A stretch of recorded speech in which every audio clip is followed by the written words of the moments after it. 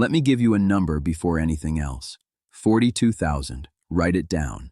Because by the time you finish watching this, that number is going to completely reframe everything you heard about Canada's economy this week, and more importantly, everything you were supposed to believe. Here's what actually went down. Late Monday, the President of the United States spotted a Canadian economic headline, and rather than respond with a policy, a proposal, or anything resembling a substantive argument, he did what he does. He opened his phone, typed 51st state, and posted it. 2 words. That's it. No context, no plan. Just the same recycled line he's been running since December 2024.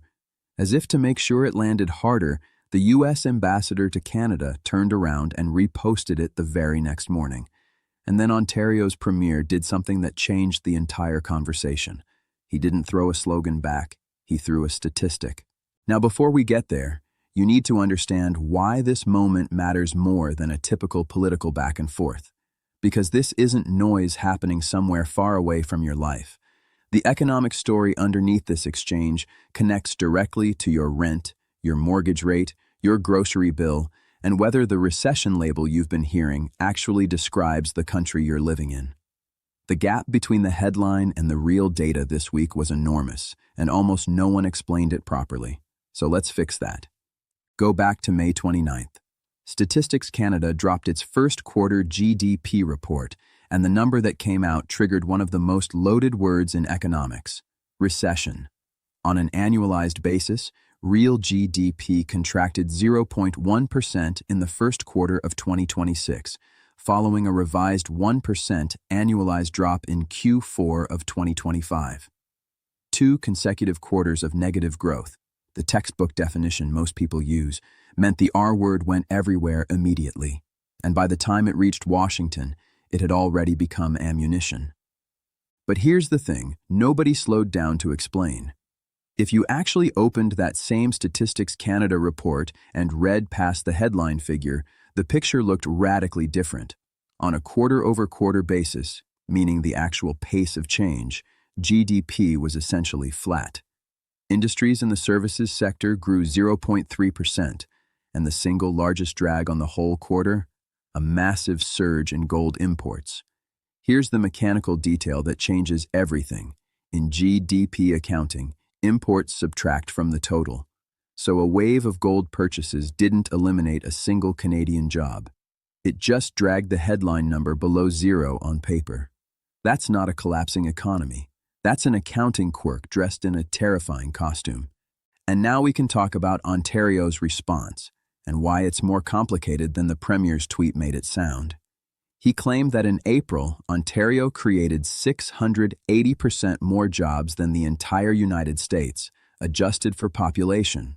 That number is real, but it requires context to mean what he wanted it to mean.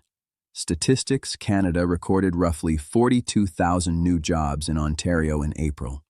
The U.S. Bureau of Labor Statistics reported about 115,000 non-farm jobs added across America in the same period.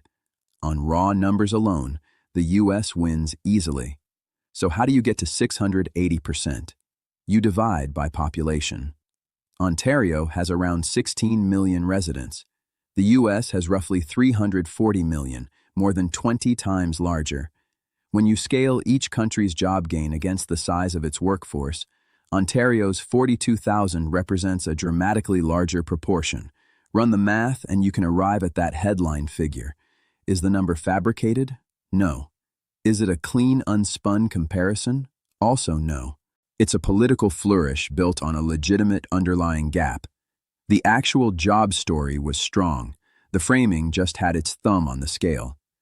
And that real job story, the one underneath the flourish, is where things get genuinely interesting.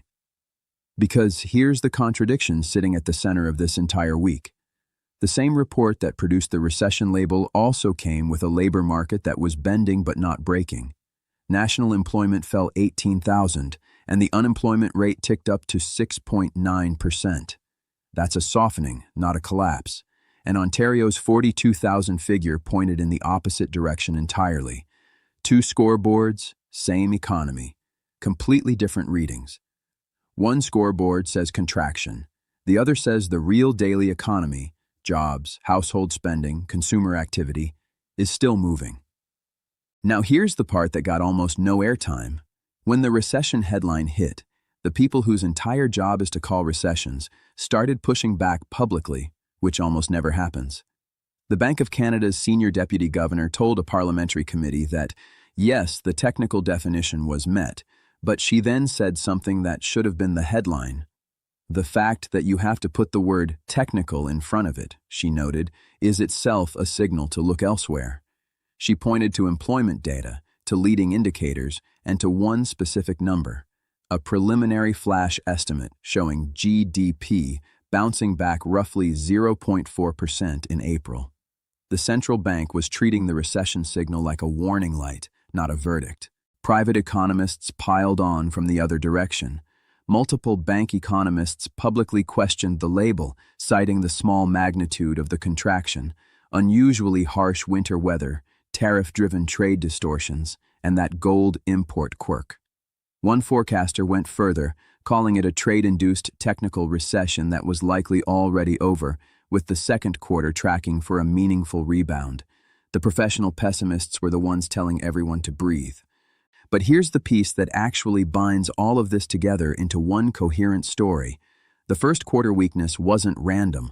According to analysis from one of Canada's senior bank economists, a significant portion of the contraction came from a sharp pullback in government spending, the same spending that had been propping up growth for several quarters. When you deliberately pull government money out of the economy, GDP drops. That's arithmetic. And when the Prime Minister described the moment as one of settling in with uneven data ahead, he wasn't spinning. He was describing the predictable short-term cost of winding down both elevated immigration numbers and government stimulus. Whether the medium-term payoff justifies the short-term pain is a legitimate debate, but calling it a crisis that proves Canada belongs to the United States is something else entirely. Here's what nobody framed clearly this week. The same pressure campaign from Washington, the tariff threats, the annexation rhetoric, the constant uncertainty, is directly connected to 5 straight quarters of falling Canadian business investment. Companies don't spend when they don't know what the trade relationship looks like next year. Washington manufactures that uncertainty deliberately, so the soft economic data being used to mock Canada is, in part, a downstream consequence of the pressure that produced the mockery. The taunt and the weakness it's pointing to aren't separate stories. They're the same story. What does all of this mean for you practically? The Bank of Canada watches every one of these data points heading into its rate decisions. If weakness persists, cuts move closer, and that flows directly into mortgage renewals, credit lines, and the cost of any debt you're carrying. If April's rebound holds in the hard data coming in the next few weeks, the bank holds steady. The rate decision is quiet and shows up on your statement for years. The 51st state post will be forgotten by next month. Watch the former, not the latter. The broader structural point is this: the annexation line only carries weight if Canada is genuinely cornered, if our dependence on one export market leaves us nowhere to turn. 3/4 of Canadian exports still flow south. That's real leverage, but every trade relationship deepened with Europe, Asia, or elsewhere chips away at that single point of failure. The countries that navigated this kind of pressure historically didn't do it by crafting better comebacks. They built alternative pathways before the pressure peaked. That 42,000 number I gave you at the start, it's the whole story compressed into a single figure. The recession label was real by one definition. The underlying economy told a different story by almost every other measure.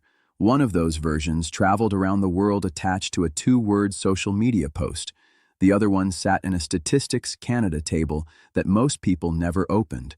And once you see that gap clearly, you start asking a different question, not which economy is stronger, but which story was actually built to serve someone's interest.